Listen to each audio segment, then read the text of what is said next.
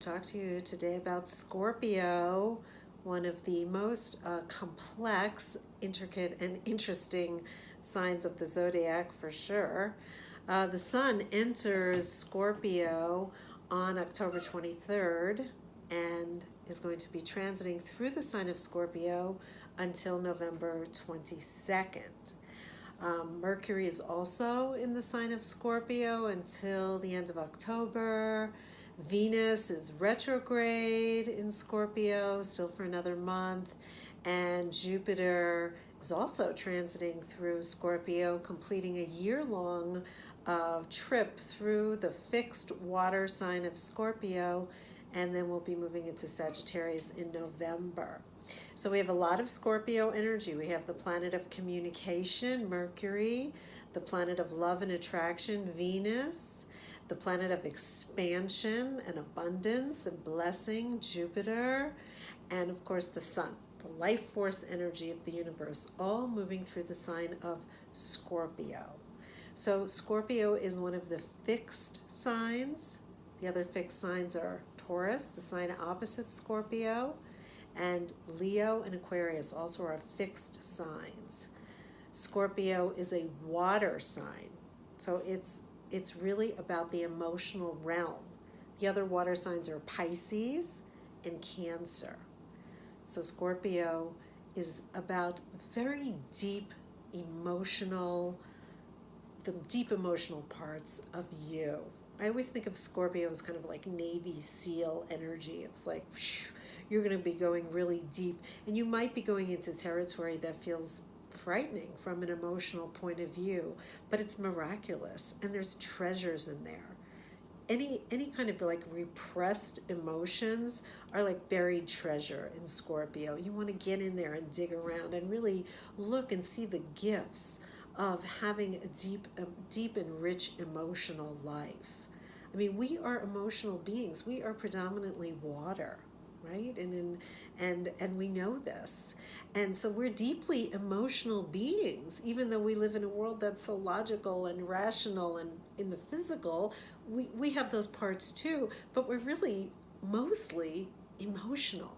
And I hear from channels who work with before life and after life, it seems like souls are lining up. They're waiting a long time to get a body to have the experience of feeling. So you don't want to run away from your feelings. You want to embrace your feelings. This is my cat. This is my cat Arthur, who is very interested in the Scorpio energy. Yeah, here he is. So, yes, back to Scorpio. Scorpio, extremely complex sign. It's the only sign in the zodiac that has 3 totems associated with it. So, and this is about an evolutionary process of experiencing scorpionic energy. You might be anywhere along the spectrum of what these 3 totems represent, and there's no judgment around it. It's just around your own soul evolution. So the first totem associated with Scorpio is, of course, the scorpion. And that's on a very kind of physical level, actually. You know, the scorpion has a very hard shell, and it protects a super soft underbelly. So in my experience working with scorpionic types and being a scorpionic type myself, the emotions are very raw. And they're highly sensitive beings, and that's why sometimes they're thought of as mysterious or private or even secretive. But it's really, those are protective coping mechanisms to deal with, to manage the soft underbelly, the sensitive emotional realm. And when you're on the Scorpio level of Scorpio, the scorpion level of Scorpio, you're kind of really dealing with protecting your feelings. Okay, so the next level is the snake. So we all know that snakes shed their skins. And I used to think in my Disney mentality that it's like, woo, you just kind of unzip and woo, step out your new snake. Okay, it's not really what happens. And you can see on YouTube, you can watch some snakes shedding their skin, and it's like, whoa, it's a pretty intense process and can often take many days. And when the snake emerges, there's that old shell of a skin, doesn't even look like a snake anymore, and the new fresh skin of the snake is out. But it's not like a new snake, it's not a different snake, it's just a fresher, newer, cleaner version of itself. So when you're in the snake mode of scorpionic energy, you'll be shedding your skin. You'll be like letting go of outer persona to be more true to yourself. And that, of course, is a very good thing. I think when we step into more of the snake energy, it's great at Scorpio time to exfoliate. Get your loofah out, your rough washcloth, and when you're in the shower, really shake off that old skin, because that's going to help you actually feel renewed on a physical level, and then you can kind of know what that feels like, kind of transfer it over to the mental emotional level, where there's going to be a lot of release during Scorpio time. And it's going to feel intense. And don't be afraid of the intense feelings. You're not going to, nobody's ever died from an intense feeling. I mean, maybe from a broken heart, true. But even a broken heart can heal, but it has to be addressed. You can't like make believe your heart isn't broken. If you make believe your heart isn't broken as it is, you could die from it. But if you're broken-hearted and you heal and you attend to the grief and pain of a broken heart, you can actually move through it. The final totem associated with Scorpio is the eagle.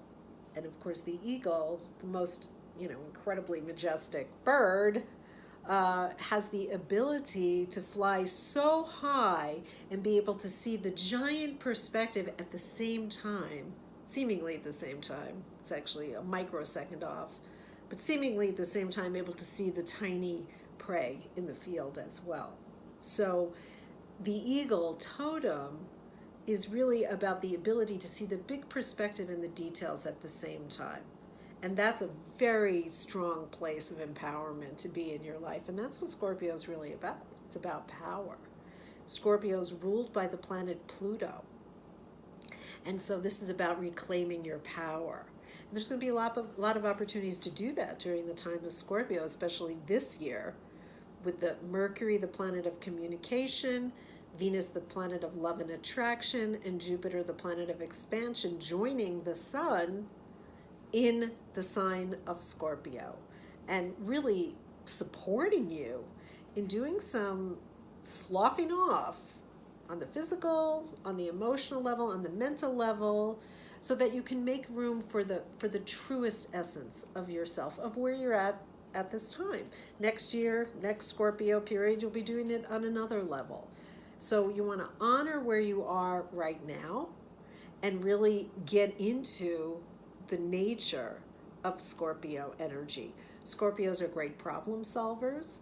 So if you're having a problem in your life right now, you can't figure things out, you want to really give yourself some downtime, some meditation time, which, you should be doing all the time anyway. But in Scorpio time, you could be given some, keys to the mystery. You could figure things out that maybe you've been stuck on. They're wonderful investigators. So maybe you're taking some time to investigate into your own issues and how you can better and best empower yourself to be, the coolest person that you really are, because you're incarnated on Earth right now. You're a unique being, like a flower, like a butterfly. You are unique, and your uniqueness is needed in the world. It's like that's how we all create this beautiful web of life, when we each are true to who we really are. And Scorpio really gives us a chance to go deep in our own internal searching, to really find the treasure that we are and embrace it and release everything else that doesn't allow for our full empowerment. So I have on one of my other videos the death ritual that I recommend for the full moon, which is about releasing a lot of false self-titles, so that's like the dead skin. You want to get rid of that so that the real you can come out. So that's a little bit about Scorpio today. You want to know more about Scorpio and how that's going to affect you and where that plays out in your own chart, well, then you definitely want to have a reading and take a look at your chart.